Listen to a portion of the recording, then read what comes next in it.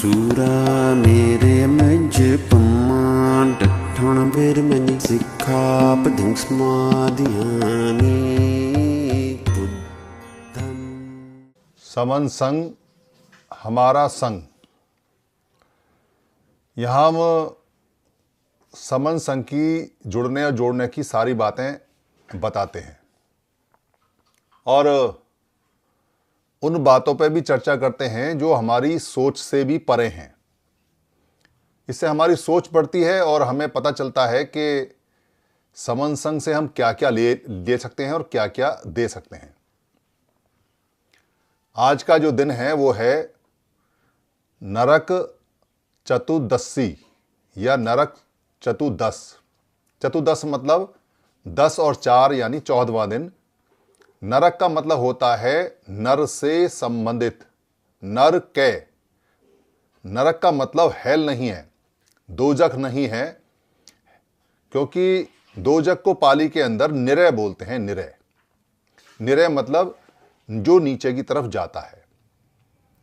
तो नरक का मतलब है कि नर से संबंधित कोई रात है 14वें दिन की, जो कार्तिक अमावस्या को आने वाली है, यानी कि जो कार्तिक की अमावस्या है उससे पहले आने वाली है। तो आज अमावस्या की पूर्व संध्या है, यानी पूर्व रात है, पुब रात है। तो जैसा कि इसकी तैयारी के बारे में कहानियां चलती हैं कि आज के दिन लोग चावल, गुड़, शहद और दूध, इन सब चीज़ों से मिलके लड्डू टाइप का कोई आइटम बनाते हैं जिसमें तिल भी डालते हैं, क्योंकि तिल अब खाने शुरू हो जाएंगे। तिल गर्म होते हैं खाने के लिए, तो तिल का सेवन आरंभ हो जाएगा। भारत में गर्म पदार्थों में तिल सबसे प्रमुख है। सर्दियों में तिल खाना, तिल के लड्डू, तिल के पेड़े, तिल की बहुत सारी चीज़ें और तिल का तेल। तो तैयारी क्या चल रही है और किसकी तैयारी चल रही है, क्योंकि आज के दिन जितने भी नर हैं वो अपने अपने दूर दूर के जो घर हैं या जो उनके खेत खलियान हैं या जो उनके रास्ते हैं उन पे दिया भी जलाते हैं, यानी रोशनी भी करते हैं। लोग इसको छोटी दिवाली भी बोलते हैं।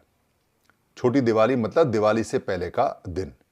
इसका मतलब दीपावली पे जो काम होना है उस काम का लगातार अभ्यास चल रहा है, और दीपावली वाले दिन जो काम होना है उसकी तैयारियां चल रही हैं। चावल बनाना, चावल खाना, रास्ते साफ करना, रास्तों में दिया लगाना, आज के दिन का इतना काम है खरीदारी वगैरह का या इंतजाम करने का।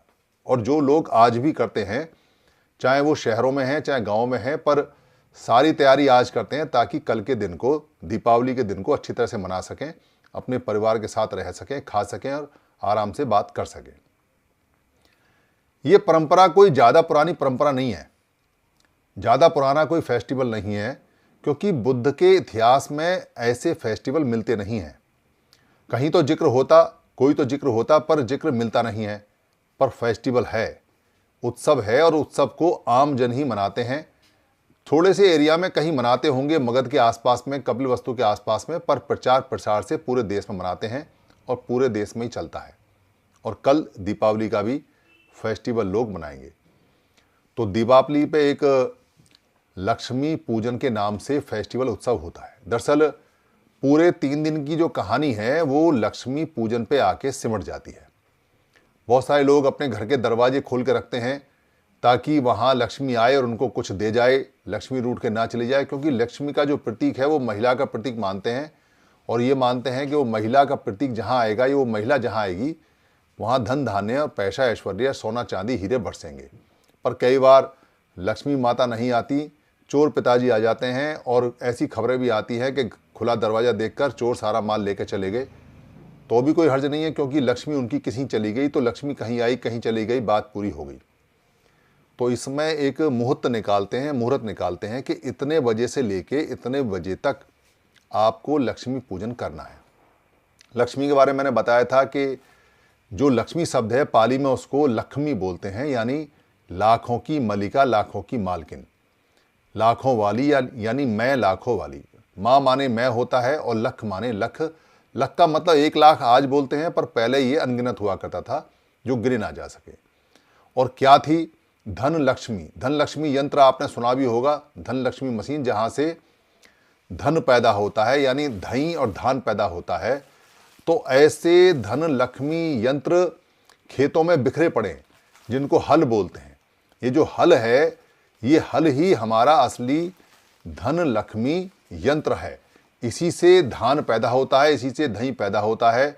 और एक धान डालो तो 400 धान पैदा हो जाते हैं, एक गेहूं डालो तो 40 गेहूं पैदा हो जाते हैं। तो ये ओरिजिनल हमारा धन लक्ष्मी यंत्र है। और इसमें जो फावड़ा लगा रहता है आगे, जो इसमें धातु का जो इसमें जो पूरी आर होती है, उसी आर को बाद में धन लक्ष्मी यंत्र बनाकर उस पर कुछ गोद गाद कर लिखकर लोगों ने उसको बनाना शुरू किया। क्या से क्या बन जाता है, व्यापार होना चाहिए, पैसा होना चाहिए, हर चीज़ बदल जाती है, बन जाती है। तो बात करेंगे कि मुहूर्त जो निकलता है लक्ष्मी पूजन का, क्योंकि पूजन माने होता है पूरी जानकारी, यानी पीले कपड़े वालों की जानकारी। इसको पूजन या पूजती या पूजेती या पूजामी या पूजेती या पूजा, ये शब्द से मिलके बना है। पहले ये शब्द नहीं होता था, पर जब पीले कपड़े वाले लोग आए तो उनकी जो जानकारी होती थी, तब से कहा कि पूज लो, यानी कि पूरी जानकारी ले लो, पीले कपड़े वालों से पूरी जानकारी ले लो। उसको पूजेती बोलते हैं, पूजा बोलते हैं। तो मुहूर्त कौन निकालता है? तो क्या मुहूर्त निकालता है? होली का मुहूर्त होता है कि होली जलेगी तो इतने बजकर इतने मिनट इतने सेकंड पर होली का मुहूर्त है, इतने बजे से इतने बजे तक। राखी अगर बंधेगी तो राखी का मुहूर्त इतने बजे से लेके इतने बजे तक है। अगर जल चढ़ेगा तो इतने बजे से लेके इतने बजे तक मुहूर्त है। दीपावली पे अगर पूजन होगा, बेशक लक्ष्मी का या बुद्ध की माता कह सकते हैं या कुछ और भी हो सकता है, पर समय आप देखिए कि इतने बजे से लेके इतने बजे तक पूजन शुभ होता है।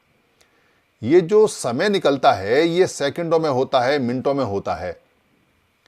पर जब घड़ी नहीं थी, जब सेकंड नहीं था, जब मिनट नहीं था, तब कैसे होता था? और जब घड़ी आई तो ये कन्वर्ट कैसे हो गया?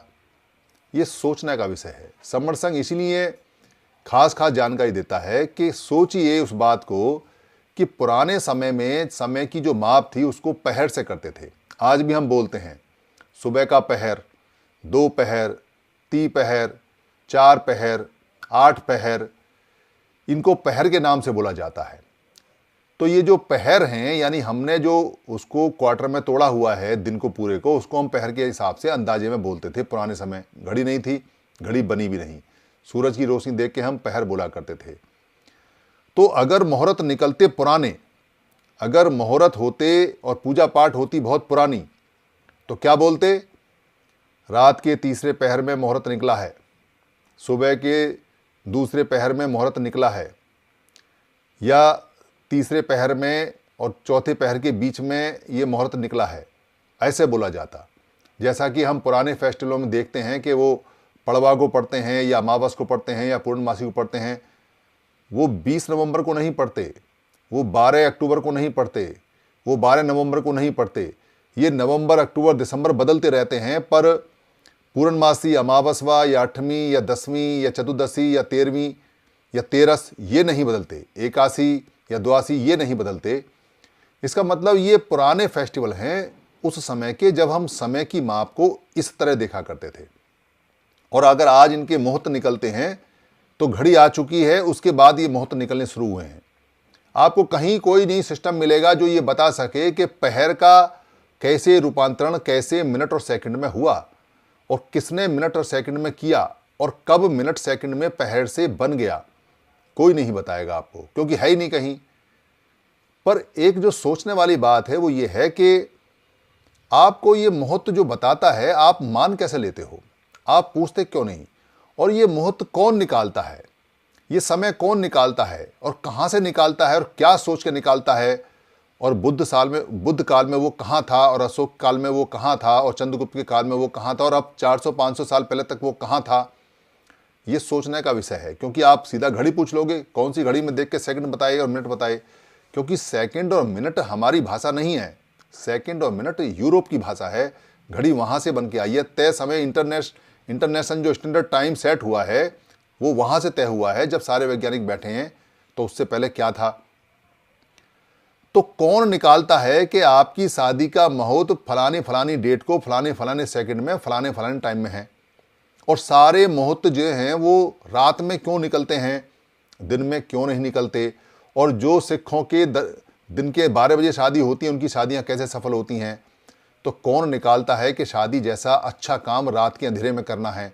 कौन कहता है इस बात को कि आपके बच्चे का जो जन्म है, जन्म के बाद में उसका ये पोथी पत्रा है और ये बनेगा?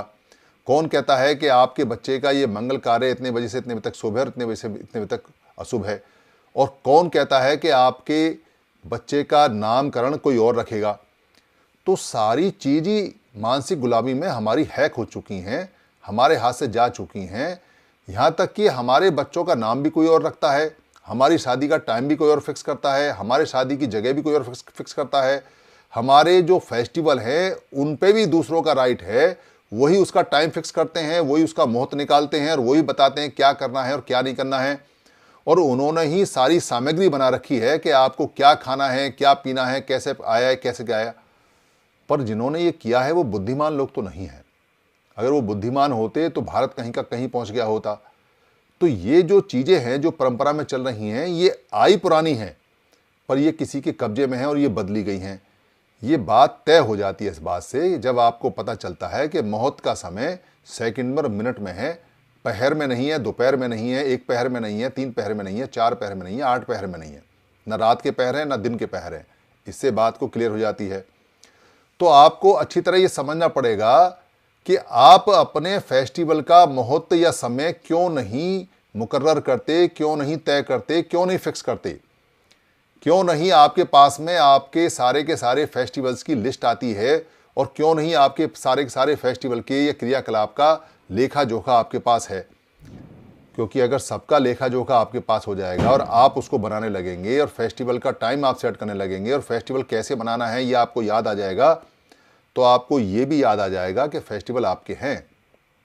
तो आपको याद ना आ जाए कि फेस्टिवल आपके हैं और आप फेस्टिवल के मालिक हैं, क्योंकि फेस्टिवल के मालिक होने से आपको ये याद आ जाएगा कि आप भारत की संस्कृति के, भारत की कल्चर के मूल मालिक हैं।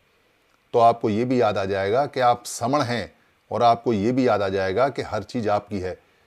इसलिए दूसरा कोई बताता है कि 7:08 पर इतने सेकंड में आपने ये काम करना है, और आप आंख बंद करके मान लेते हो, क्योंकि आप सारे काम दूसरों पर डिपेंड है। आप शहंशाह बन के बैठे हो, आप राजा बन के बैठे हो, आप मालिक बन के बैठे हो, और कि नौकर काम करके हमें टाइम बताएंगे, और इसी काम कराने के चक्कर में आप मानसिक गुलाम हुए पड़े हैं। तो पूरे भारत में जो आज के समय हमारे संत हैं या जो भिक्खु हैं या जो फेस्टिवल का हिसाब रखते हैं या जो इन चीज़ों का हिसाब रखते हैं, वो नहीं करते कुछ भी, वो नहीं बताते कुछ भी, उनका काम ही है। और जो बुद्ध कल्चर के भिक्खु हैं उनका तो काम ही है कि वो बताएं कि किस किस डेट में क्या क्या, किस किस समय क्या क्या करना है और कैसे कैसे करना है, उनको बताना चाहिए। और जो और संतों के मतों के संत बैठे हुए हैं वो अपना कैलेंडर निकालें, वो अपनी बातें करें, पर वो बताते नहीं। तो ये क्यों नहीं होता और क्या कारण है, इस पे गौर कर लेते हैं तो आप ये पाओगे कि वो सारे बिखरे हुए लोग हैं, वो एक दूसरे की टांगें खींचते हुए लोग हैं। जैसे दीपावली का फेस्टिवल है, दीपावली के फेस्टिवल में जो आधे भिक्खु हैं वो ये कह रहे हैं कि ये जो फेस्टिवल है ये झूठा है, सम्राट अशोक ने कहीं लिखा नहीं है, कहीं स्तंभ पे लिखा हुआ नहीं है, इसकी कोई कहानी मिलती नहीं है। और आधे भिक्खु हैं वो ये कहते हैं कि धम्म का प्रकाश बुद्ध ने ही फैलाया, दीपदान का जो काम है या दीप जलाने का अत दीप भव से आया हुआ है, दीप हमारा ही है, हमारी ही ईजाद है। और ये प्रकाश उत्सव जब बुद्ध वहाँ गए थे तो वहाँ फैला, और जब सम्राट अशोक ने 84,000 स्तूप जलाए, स्तूपों का उद्घाटन किया तो उस खुशी में जलाए गए। और जब यहाँ जो महावीर हैं उनका जब निर्माण प्राप्त हुआ, उनको जब उन्हें ज्ञान प्राप्त हुआ तो वो भी अमावस्या को रात को ही हुआ, इसलिए ये दीप जलाए जाते हैं। तो एक दूसरे की टांग खींचते रहते हैं पर बैठ के बात नहीं करते। ये भिक्खुओं की हालत है कि वो भिक्खु होते हुए भी आपस में एक साथ बैठ के हमको एक सॉल्यूशन देने को तैयार नहीं है और आपस में लड़ते रहते हैं। क्योंकि सॉल्यूशन के लिए बैठें और बैठ के बात करें तो मेहनत करनी पड़ेगी, तो उससे उनको काम का जब मिलेगा तो फिर वो नेतागिरी उनकी बंद हो जाएगी, फिर उनको ये सारे काम करने पड़ेंगे जो संतों के हैं। अभी तो भाषण दिया जाता है और सारे जितने भी हैं सब भाषण देते हैं नेतागिरी का, पर ये जो धार्मिक काम है, ये जो धर्म का काम है, इसका भाषण कौन देगा? इसका हिसाब किताब कौन रखेगा? कौन बताएगा कि पुराने फेस्टिवल ये थे और नए फेस्टिवल ये हैं? कौन बताएगा कि पुराने फेस्टिवलों का क्या किया और नए फेस्टिवल कैसे बने? सारे संतों का मत है, सारे संतों की कहानी है। तो ये काम भी साधारण लोगों को ही करना पड़ेगा। इसलिए साधारण लोगों को ये कहना चाहिए और ये समझना चाहिए कि जिन लोगों ने ये धर्म के काम लिए हैं, संतों के काम लिए हैं, आप बताओ कि ये काम कैसे करना है और कैसे नहीं करना है। पर कोई पूछता नहीं और कोई बताता नहीं। इससे क्या हो रहा है कि हमारी खुद की जो सांस्कृतिक पूंजी है, जो संस्कृति है, जो धरोहर है, हम दूसरे के ऊपर डिपेंड हैं। किसी ने कह दिया कि इस बार 2 रक्षाबंधन हैं तो 2 हैं। हमको पता ही नहीं कि रक्षा किसकी हुई है, बंधन क्या है, कौन से ग्रंथ बांधे, कौन सा त्रिपिटक बांधा, कौन सा सूत पिटक बांधा, रक्षाबंधन की क्या क्या बातें थी, रक्षाबंधन किस दिन आरंभ हुआ, क्यों हुआ, कोई बताने को तैयार नहीं है। और बताओ तो आधे लोग विरोध में हो जाते हैं, आधे समर्थन में हो जाते हैं। विरोध वाले कहते हैं रक्षाबंधन हमारा त्योहार नहीं है। हम पूछते हैं भाई हमारा नहीं है तो हमारे लोग मनाते क्यों हैं, ये बताओ। अगर हमारा फेस्टिवल नहीं है तो ये बताओ कि सारे समण लोग इसको क्यों मनाते हैं। तो ये बताओ ये कब से आरंभ हुआ और क्यों हुआ, इसके क्या कारण है, क्या नहीं है। कोई तो कारण रहा होगा। कभी तो पहला रक्षाबंधन मना होगा, कभी तो पहली दिवाली पे कोई पूजन हुआ होगा। वो ढूंढ के लाना पड़ेगा। ढूंढो अपने साहित्य, ढूंढो अपनी कल्चर, ढूंढो अपनी लोक कथाएं। मिलेगा अगर यहाँ का है तो मिलेगा। पर ढूंढे कौन? उसका कटाक्ष करेंगे, उसे उल्टा कहेंगे, उसको सीधा कहेंगे, इसमें तो एनर्जी लगाएंगे। पर सत्य क्या है, इसको खोजने में एनर्जी कोई नहीं लगाता। फिर कहते हैं पूजा क्यों कर रहे हो, फिर कहते हैं पाठ क्यों कर रहे हो। जब गली में पटाखे बजते हैं और जब गली में मिठाइयाँ बंटती हैं और जब गली में रोशनी होती है तो हमारे लोगों को कहा जाता है कि आपका नहीं है दिवाली, आप चुप चुप बैठे रहो घर में। तो उसके घर में मातम सा पसर जाता है। बाहर रौनक हो रही है और अंदर मातम परसा हुआ है। पर उसको कोई ये बताने को तैयार नहीं कि दीपावली उसकी है या नहीं है। नहीं है तो क्यों नहीं है, और है तो कैसे है, और मनाता था तो कैसे मनाता था, और नहीं मनानी है तो क्यों मनानी है। तो उसको सीधा सीधा आदेश पारित करते, इससे विद्रोह हो जाता है। इससे आपस में ही मन मुटाव हो जाते हैं। मने करने वाले के सारे दुश्मन हो जाते हैं और मनाने वाले के दुश्मन वो लोग हो जाते हैं जिन्होंने पूरी तरह से बाइकआउट कर रखा है। तो नुकसान किसका हो रहा है? नुकसान होता है श्रमण संघ का, नुकसान होता है श्रमण समाज का, नुकसान होता है श्रमणों का। क्योंकि हमारे ही खेमे में, हमारे ही घर के अंदर हमारे ही लोग 2 धाराओं में टूट जाते हैं। और बेकार का झगड़ा, कोई झगड़ा नहीं, इससे कोई फायदा नहीं। बेकार के झगड़े में जब सारी संस्कृति हमारी है, जब सारी संस्कृति हमारी है, जब सारी कल्चर हमारी है, तो फेस्टिवल के पड़ोसी के हो जाएंगे। जब हर एक फेस्टिवल का नाम पाली के अंदर लिखा हुआ है और पाली के अंदर अर्थ बताता है, तो पाली पुरानी भाषा है तो फेस्टिवल पुराना हुआ नहीं हुआ। पर कोई जरा बहस करने को तैयार नहीं है, सीधे सीधे विरोध पास कर देते हैं। उससे बच्चों के मन मर जाते हैं। बच्चों को समझा दो और बचा दो तो मान जाएंगे, पर बिना बताए उनको डांट डपट के अगर आप चुप करोगे तो नहीं होते। यही कारण है कि लोगों ने फेस्टिवल मनाने बंद नहीं किए, पर झूठ बोलना शुरू कर दिया। जो लोग अम्बेडकराइट है, बुद्धिस्ट है, उसके बच्चे जब दिवाली मनाते हैं, होली मनाते हैं, रक्षाबंधन मनाते हैं या कोई फेस्टिवल मनाते हैं, और उससे कोई और पूछता है अरे तुम फेस्टिवल मनाते हो क्या, तो झूठ बोल देता है नहीं हम तो नहीं मनाते, वो बच्चा एक आध खेल खाल लेता है। अच्छा बच्चों की तो कोई बात नहीं। अरे बच्चों की ही तो बात है, उसके संस्कार में चला गया है, उसके संस्कार में आ गया तो उसको सही बात बतानी चाहिए, पर नहीं बताते। सारा मार्केट भरा हुआ है श्रमणों से, सारे मार्केट में श्रमण लोग खरीदारी करते हैं, पर उनको सच्चाई कोई बताने को तैयार नहीं है। तो सच्चाई के भागने से सच्चाई छुपती नहीं, और झूठ को कितना ही धोलो वो झूठ रहता है, वो कभी जाता नहीं। इसलिए हमको तर्क करना चाहिए, हमको वितर्क करना चाहिए, हमको अच्छी तरह से बैठ के बात करनी चाहिए। पर बैठ के बात करने का सेंट्रलाइज सिस्टम नहीं है कहीं भी। किसी भी भिक्खू के पास में भिक्खुओं के मठ अलग अलग हैं और वो भिक्खू एक साथ बैठने को तैयार नहीं है। संतों के मठ अलग अलग हैं, वो संत एक साथ बैठने को तैयार नहीं है। और जो संस्कृति का काम करते हैं, संस्कृति का काम करते हैं, बुद्धिजीवी हैं, उनकी भी कोई सभा नहीं है जो फेस्टिवलों को एक लाइन में एक साथ बता दे। 6 साल 7 साल पहले एक बार कोशिश की थी इंडिया हैबिटेट सेंटर के अंदर, सोशल स्कूल है यहाँ पर, उसके अंदर एक रूम बुक कराया था। उसके अंदर दिल्ली के कुछ ऐसे लोग बुलाए जो संस्कृति में काम करते हैं या कहीं भारतीय बौद्ध महासभा में काम करते हैं या जानकार हैं। उनको ये कहा कि भाई हमको एक सिस्टम बना लेना चाहिए जिससे हम अपने लोगों को ये बता सकें कि ये फेस्टिवल की ये बात है, ये फेस्टिवल ऐसे मनाना है और ये फेस्टिवल हमारा है या नहीं है। उनको एक राय और एक बात बतानी चाहिए। हमारे लोग इंतजार कर रहे हैं कि उनका कोई सिस्टम को बताए बाबा साहब अंबेडकर चले गए इसलिए सिस्टम नहीं बन पाया। अगर बाबा साहब अंबेडकर रहते तो वो पूरा सिस्टम दे के जाते और लोग उसको मानते, क्योंकि उनकी मान्यता बहुत जबरदस्त थी और वो हमारा काम बन जाता। सिस्टम कोई भी होता पर वो एक होता और मान्य होता तो उसी में जीत हो जाती है। इससे फर्क नहीं पड़ता कि आप किसी फेस्टिवल को माने या ना माने, फर्क इससे पड़ता है कि सारे लोग या तो माने या सारे लोग नहीं माने। पर जब आधे लोग नहीं मानते और आधे लोग मानते हैं तब सिस्टम फेल होता है, तब हमारी गुलामी बढ़ती है, क्योंकि हम आपस में ही उलझ जाते हैं और जिनके मंसूबे पूरे हैं वो अपने मंसूबे पूरे करके ले जाते हैं। तो इस दुविधा से निकलना चाहिए।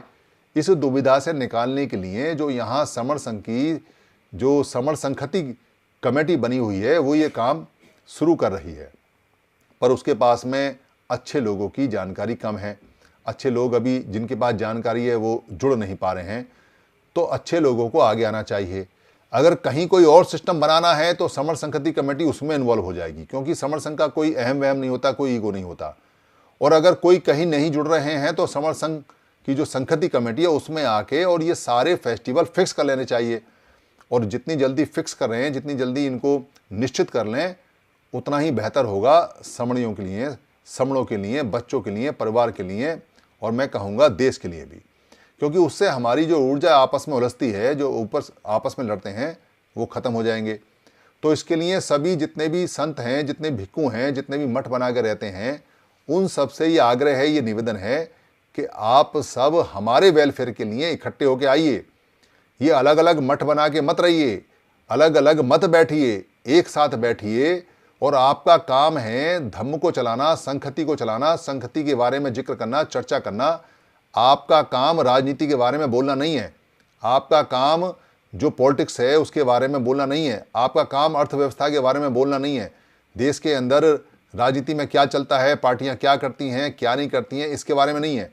आपका काम है जो संघति, जो सांस्कृतिक कल्चर है, जो राजनीति से बहुत बड़ी है और विशाल है, जो आर्थिक तंत्र से बहुत बड़ी और विशाल है, उसको संभालना। इसलिए आपने चीवर पहना, इसलिए आप संत बने, इसलिए आपने जो गुरुओं की वाणी है उसका प्रण किया, और ये काम वो करते नहीं। इनफैक्ट ये काम कोई करता नहीं। भारतीय बौद्ध महासभा का काम था कि वो बौद्धों के नियम बना के दे, बौद्धों के फेस्टिवल बना के दे, पुराने फेस्टिवल को खोले और उनके रहस्य बताए और सारी बात बताए। पर भारतीय बौद्ध महासभा ने कोई काम ऐसा नहीं किया जिससे कि बौद्धों का उद्धार हो सके, या जो संत हैं हमारे, उन्होंने कोई ऐसा नहीं बताया कि वो बता सके क्या है क्या नहीं है। इस अभाव में हम जी रहे हैं, तो सोशल मीडिया पे टकराव होता है, तो सोशल मीडिया पे मनमुटाव होता है। मुझे अच्छी तरह याद है जब 2018 में पहली बार दीपावली जो धम्म प्रकाश उत्सव है उसकी जब वीडियो मैंने बनाई थी, तो मेरे साथ के कई लोग टिन्न हो गए, कई लोग बड़े नाराज हो गए। मैंने कहा भाई नाराज क्यों होते हो, आओ तर्क वितर्क कर लेते हैं। तुम ये प्रूव करो कि ये नहीं होता है और मैं ये प्रूव करता हूं कि ये हमारे लोगों का है। तर्क वितर्क में जो बात सामने आएगी निकल के उसको मान लेंगे। पर तर्क वितर्क करने नहीं आते, विरोध करने आते हैं। विरोध करना आसान है, तर्क वितर्क करना मुश्किल काम है, क्योंकि उसमें दिमाग लगाना पड़ता है, उसमें पढ़ना पड़ता है। इसलिए जितने भी विरोध करने वाले हैं मैं उनसे निवेदन करूंगा, अरे भाई विरोध ना करो, तर्क वितर्क करोगे तो फायदा होगा। डॉक्टर अंबेडकर ने तर्क वितर्क करके संविधान बनाया, बुद्ध ने तर्क वितर्क करके विनय पिटक और सुत्त पिटक बनाया, सम्राट अशोक ने तर्क वितर्क करके ये पूरा शासन जीता। ये तर्क वितर्क की जो हमारी विद्या है इसको मत खो, इसको करोगे तो हर चीज निकल आएगी। तर्क वितर्क वो समुद्र का मंथन है जिससे समुद्र के सारे हीरे बाहर निकल आते हैं। तो तर्क वितर्क करना चाहिए। इसलिए समर संघ बार बार इन्वाइट करता है, आइए और आके बैठिए। आज हमारे एक साथी, पुराने साथी बामसेफ के 35 साल काम करने वाले आए, उनसे बड़ी गहन चर्चा हुई। 25 लोगों ने, आज हमने पूरा दिन लगाया। पूरा दिन लगाने के बाद में संक्षेप में सार में आपको बताता हूँ कि क्या समझ में आया और क्या बात हुई। समझ में ये आया कि बामसेफ के लोगों को अभी भी लगता है कि वो क्रांति कर डालेंगे। उनको लगता है कि बामसेफ ही सॉल्यूशन देगा।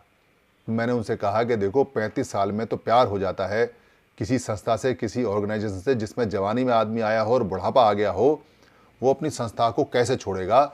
लोग अगर एक मकान में 4 दिन रह लेते तो उसकी ईंटों से प्यार हो जाता है। आप तो एक संस्था में जिसमें 35 साल लगाए हैं और आप बता रहे हो कि आपने उसमें इतना पैसा खर्च किया, इतना पैसा दिया और ये सब चीज़ें आपने बनाई हैं, तो आप तो उस पर यकीन करोगे। कोई अपने बच्चे को बेयकीनी कैसे कर सकता है, ये तो बात समझ में आती है। पर आप थोड़ा सा बाम सेप से ऊपर हटके देखो और सोचो और इस बात को समझो कि सोसाइटी के अंदर, सोशल मूवमेंट के अंदर, पॉलिटिकल मूवमेंट के अंदर, रिवोल्यूशन के अंदर, साइंस के अंदर, दुनिया के अंदर एक चीज जो काम करती है उसको कुछ समय बाद पुराना होना ही पड़ता है।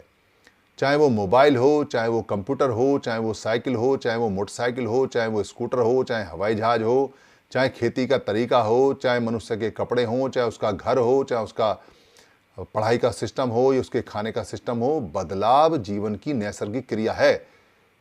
और चाहे जब ये बदलाव जीवन की नैसर्गिक क्रिया है, प्राकृतिक प्रक्रिया है, तो आप उससे अपने संगठन को कैसे बिना बदलने से बचा सकते हो, कैसे बचा सकते हो कि वो ना बदले। तो बदलना उसकी नियति है, बदलना उसकी प्रक्रिया है। पर बामसेफ अगर बदलने को तैयार नहीं है तो जो बदलने को तैयार नहीं है वो खत्म हो जाते हैं। नोकिया इतनी बड़ी कंपनी थी टेलीफोन की, पर उसने बदलाव नहीं किए, वो खत्म हो गई।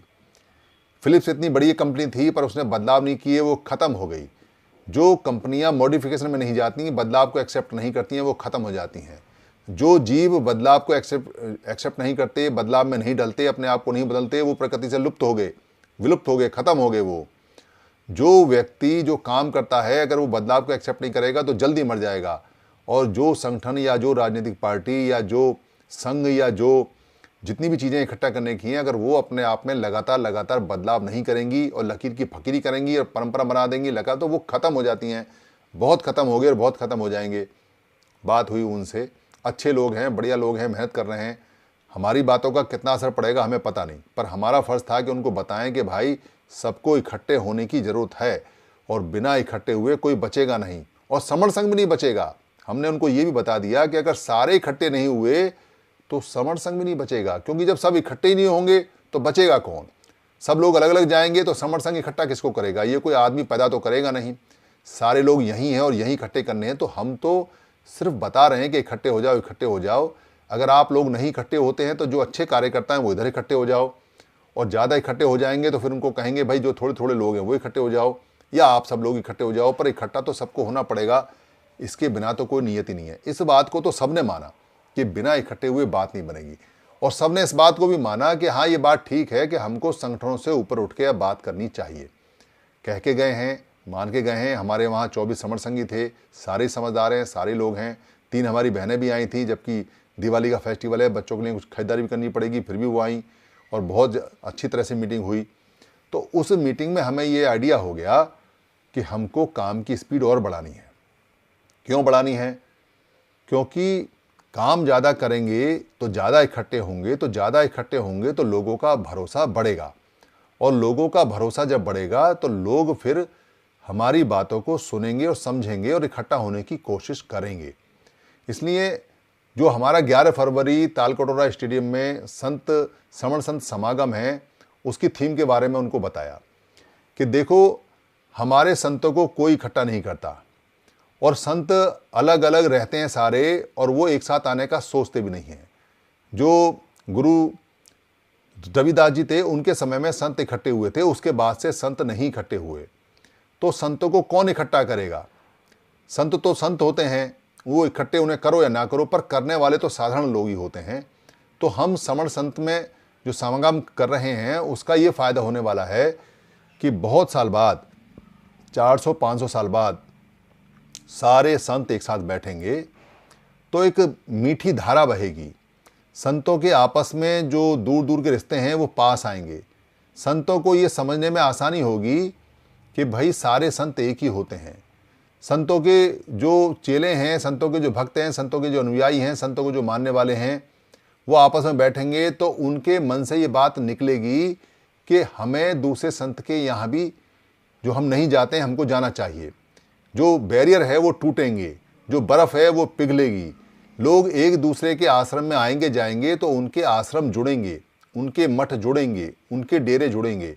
डेरे जुड़ेंगे तो उनके लोग जुड़ेंगे, तो संत जुड़ेंगे, तो जुड़ने जोड़ने का काम आगे बढ़ेगा, और जुड़ने जोड़ने का काम आगे बढ़ेगा तो समस्याएं अपने आप हल होनी शुरू हो जाएंगी। संतों की भी, संतों के भक्तों की भी, संतों के अनुयायियों की भी, और साधारण लोगों की भी, सभी की जितनी भी परेशानियां हैं वो दूर होंगी, क्योंकि संगठन में शक्ति होती है। संघे शक्ति युगे युगे, यानी युग युग करके, योग योग करके, जोड़ जोड़ के संघ में शक्ति आती है। तो जब संघ में शक्ति आती है तो हमको तेजी से काम करना चाहिए। तो दिल्ली आने के लिए सबको पता है कि क्या करना है। 350 रुपये अपना खर्चा देना है जो वयस्क लोग हैं, जो एडल्ट लोग हैं, जो बालिग लोग हैं, और 175 रुपये उनको देना है जो नौजवान हैं, तरुण हैं, और जो यंग हैं, जो युवा हैं, उनको देना है 175 रुपये, यानी आधा, 10 साल से 20 साल के बच्चों को। और जो 10 साल से छोटे हैं उनको देना है 25 रुपये। और यहाँ जो भिक्षुणी या संत आ रहे हैं उनसे कोई खर्चा नहीं लेना है। जो भी संतों को लेके आ रहे हैं या भिक्षु और भिक्षुणी को लेके आ रहे हैं उनका कोई खर्चा नहीं है। वो हम सब जो ये इकट्ठा कर रहे हैं वो उसी में से खर्चा उनका निकलेगा। इसलिए इसके आने का रजिस्ट्रेशन कराना होता है ताकि सब पता रहे कि कितने श्रमण आ रहे हैं, कितने नहीं आ रहे हैं। तो दिवाली का कल अवसर है, आप अपने रिश्तेदारों के, अपने दोस्तों के, अपने जो प्यारे मित्र हैं उनके, जो पड़ोसी हैं उनके, और जो आपको लगता है कि मिशनरी आदमी है या कोई संत है या कोई भिक्षु या भिक्षुणी है, तो उनको निवेदन करें कि आपको चलना है। और अपनी टिकट जो दूर से आ रहे हैं वो अभी से बुक करा लें, क्योंकि बाद में टिकट मिलेगी नहीं। और जो महाराष्ट्र से भिक्षुणी आनी है उनका टिकट का रिजर्वेशन हो गया है, भिक्षु वहाँ से आ रही हैं, भिक्षुणी वहाँ से आ रही हैं, तो अपने अपने संतों का भी रजिस्ट्रेशन करा लें। रजिस्ट्रेशन कराने का तरीका ये है कि आप चाहें तो यहाँ पोर्टल पे बता दें, या कोई फ़ोन नंबर जो दे रखे हैं उस फ़ोन नंबर पे बात कर लें, और वहाँ से फ़ोन पे बात करके अपनी बुकिंग करा लें। उसका फ़ायदा ये होता है कि जो तैयारी करने वाले श्रमण संगी हैं उनको ये पता रहता है कि कितनी सीटें वहाँ लगानी हैं, कितनी वहाँ दरी बिछानी है, कितने लोगों का खाना बनना है, कौन कहाँ से आएगा। उनमें ड्यूटी लगती है, जो बाहर से लोग आते हैं जिनको दिल्ली में रुकने की सुविधा चाहिए। आज बात हुई है, हमारे एक कबीर आश्रम है उसमें जगह है, वहाँ रजाई गद्दे पड़ जाएंगे। एक हमारा पालम में अम्बेडकर भवन है, वहाँ रजाई गद्दे पड़ जाएंगे। और एक विकासपुरी में बुद्ध विहार है, वहाँ की टीम आई थी। तीनों लोग आ जाए, और तीनों ने कहा कि कितने भी लोग आ जाएं हम एडजस्ट करेंगे। ये तो 3 जगह हैं, इसके अलावा बहुत सारी जगह हैं, जो लोग जितने आना चाहें वो आ सकते हैं। रुकने का, खाने का आपको डायरेक्ट उनसे बात करनी पड़ेगी। हमने बोल दिया है कि जो रुकेगा उसके खाने का, रुकने का आप डायरेक्ट बात करो। वो कमेटियाँ, वो बुद्ध विहार, वो अम्बेडकर भवन अपनी तरफ से सेवा देना चाहते हैं, फ्री देना चाहते हैं, उनकी इच्छा है। सेवा के बदले में कुछ लेना चाहते हैं, उनका मैनेजमेंट है। पूरा पैसा लेना चाहते हैं, उनकी व्यवस्था है। आप सीधे उनसे बात करें, जितने लोग जितने दिन रुकना चाहें आप सीधे बात करें। सब लोग यहाँ सेवा करने के लिए तैयार हो रहे हैं। लगातार काम बढ़ रहा है, काम बहुत अच्छी तरह से चल रहा है, मीटिंगें बहुत चल रही हैं, बहुत बढ़िया तरीके से संगति होने वाली है। आप अपनी बुकिंग कराएं और बड़ा उल्लास रहेगा, क्योंकि फरवरी का जो 11 फरवरी है उस दिन मौसम भी बहुत बढ़िया रहता है, धूप बहुत अच्छी निकलती है और हल्की हल्की ठंड होती है। तो सारे लोग एक साथ खुशी के मारे, उल्लास के मारे वहाँ रहते हैं। कल दीपावली है, और दीपावली पे कल हम शाम को बैठेंगे, क्योंकि सब लोग नहा धो के दीपावली पे लगभग 5 बजे तैयार हो जाते हैं। तो 5 बजे हम पोर्टल पे बैठेंगे, और 5 बजे से लेकर 6 घंटे तक 11 घंटे हम, चाहे आप दीपावली मनाते हैं या नहीं मनाते हैं, पर बच्चे उल्लास में रहते हैं। तो बच्चों का इंट्रोडक्शन होगा, हम आपस में बात करेंगे। हमारा दिन है, फ्री दिन है, छुट्टी का दिन है, तो रिलैक्स रहेंगे। तो एक दूसरे को मंगल कामनाएं देंगे, एक दूसरे से बात करेंगे, एक दूसरे के घर में सब लोगों से वार्ता करेंगे, पूरे परिवार के परिवार आएंगे। ये पिछली साल भी ऐसा हुआ था कि दिवाली पे हम लोगों ने परिवार के परिवार आपस में मिले, बातचीत हुई, क्योंकि 5 बजे तक लगभग सभी के परिवार नहा धो के तैयार हो जाते हैं, अच्छे ड्रेसअप हो जाते हैं। तो 5 बजे से हम मिलेंगे, और पोर्टल 11 बजे तक 6 घंटे लगभग चलेगा। कोशिश करें कि आप अपने रिश्तेदारों को, मित्रों को लिंक भेजें, और उनको बोलें कि यहाँ श्रमण संघ में जो मंगल कामनाएं वो दें या मंगल कामनाएं लें। मिठाई तो कोई खिला नहीं सकता, क्योंकि पोर्टल पे कौन मिठाई खिलाएगा। बहुत ज़्यादा होगा तो हाथ को आगे ऐसे कर देगा, और हाथ को आगे कह के मिठाई खा लो, पर हाथ के आगे रहने से मिठाई तो नहीं आती, पर मुंह मीठा देख के हो जाएगा। मीठी बात करते तो मुंह मीठा हो जाता है, तो वो भी हम काम करेंगे।